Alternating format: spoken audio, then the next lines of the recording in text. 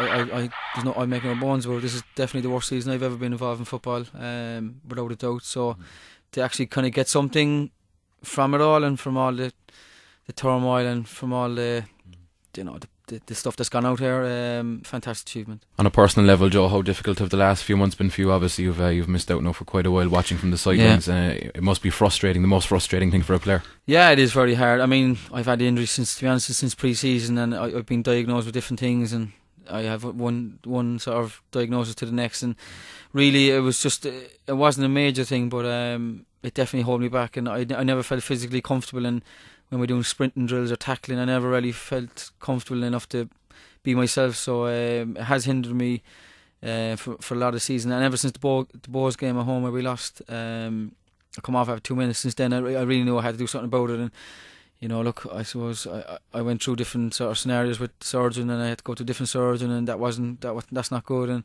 I had to get different opinions. But look, it's all gone now, and I'm delighted that I had a keyhole last week, and since then it's been a good improvement. I know it's already enough, but signs are good, and I feel very, very good. And obviously that kind of ties in as well with the way the season has been overall, with the off the field matters. It really has been a season to forget.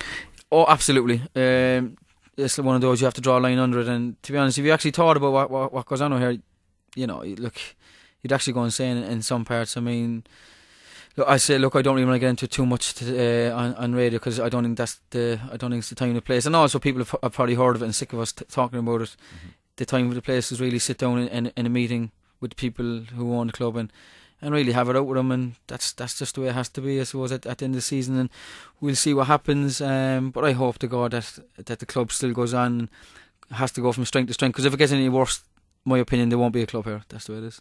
And obviously it's been very difficult for the players this season, and I think they're still contracted for next season.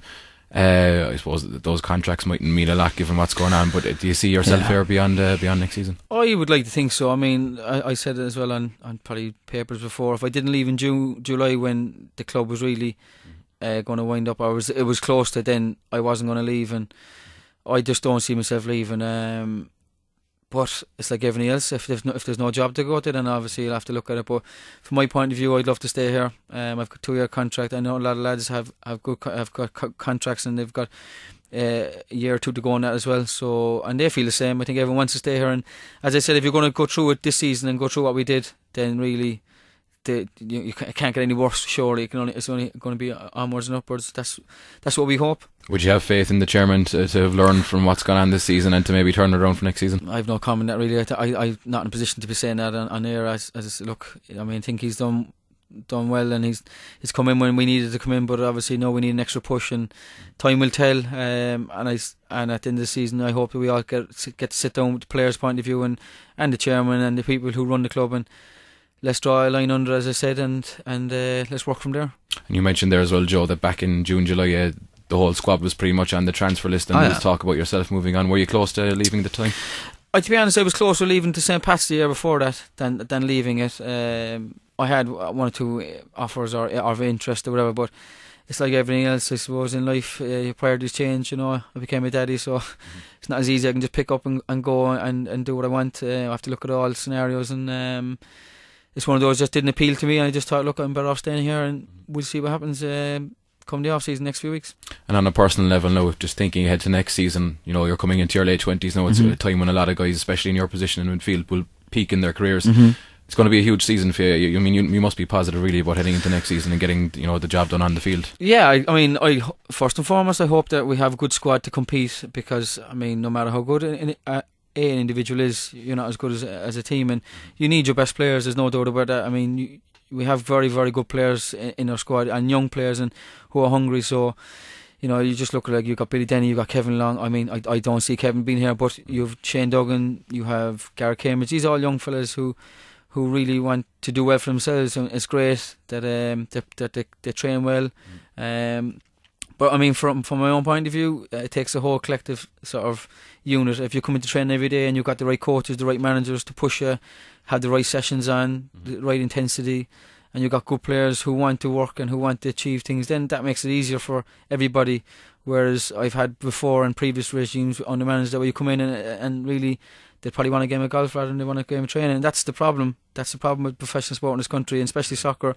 there's not enough mentality where you actually want to get the job done and you want to improve all the time. And I mean, under Paul, I have to say that's been one of the biggest things that struck me, that the man is ultra professional and ultra intense, and you have to have that if you're going to be a professional sports person, no matter what sport you play. You have to have that intensity about your work, and you have to have that sort of pride that you're actually willing to go in and work, not just go in and moan and complain, oh, we're doing this again, and we're doing that. And that's what happens a lot, and you need to get rid of that negativity in the squad and push on. And you know, I've seen it both ways. This year has been totally opposite than what we had 2-3 years ago, and to be honest, I don't want to go back to there. I'd like to keep going with this kind of new sort of training or new sort of intensity in training, and push on. And I just hope to God that we have a club, we have the right players, and the fans and the club can come together. That's another issue, separate issue. But until those things are sorted, then it's going to be another fiasco after another fiasco. That's my personal opinion. And you mentioned the fans and the club possibly coming together there, Joe. Obviously Forrest are doing a lot of work in the background. Yeah. Is that something you'd like to see going forward, and maybe Forrest getting a role in the club? I think you'd have to, but I mean, the way it is at the moment, you have one group saying one opinion and one group saying another opinion. And look, Cork City isn't big enough for that. We haven't got 50,000 seater stadium. You know, we need every supporter to come through the gates and all willing to go in the one direction. And at the moment, it's not viable. There's no long term future in it. And I mean, I don't know the ins and outs. I know the club have contacted Tom and whatever, and I think it's well documented. So I mean, there's not much more to say on that. But I hope come the end of the season that we can they can all sit down and really, as I said before, draw a line under the season and work from there and just keep pushing on, because you know, Cork needs a club to compete in Ireland, and it's a shame if it wasn't. And I just, as I said, I keep saying I hope to God that there is a club here. Just finally, Joe, you mentioned Paul Doolan as well earlier, the great job he's done this season. He's had a tough enough time from the fans, but he's done a fantastic job, and I'm sure you'd like to see him here next year as well.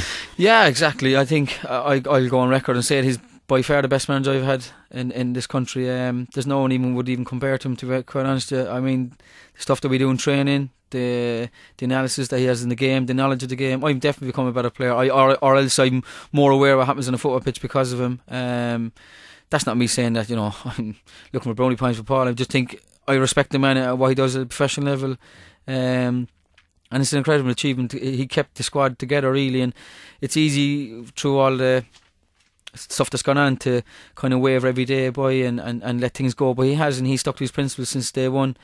And I think the lads respect that. I mean, you know, I have to say I do respect what he does in the training ground, and I definitely think the lads have responded well to him. I think under previous managers we might have definitely fallen away by the wayside, and Europe might have been a side issue. It would have been, oh, we haven't got paid this week, lads. But to him it was, look, lads, we haven't been paid, or look, we haven't been paid.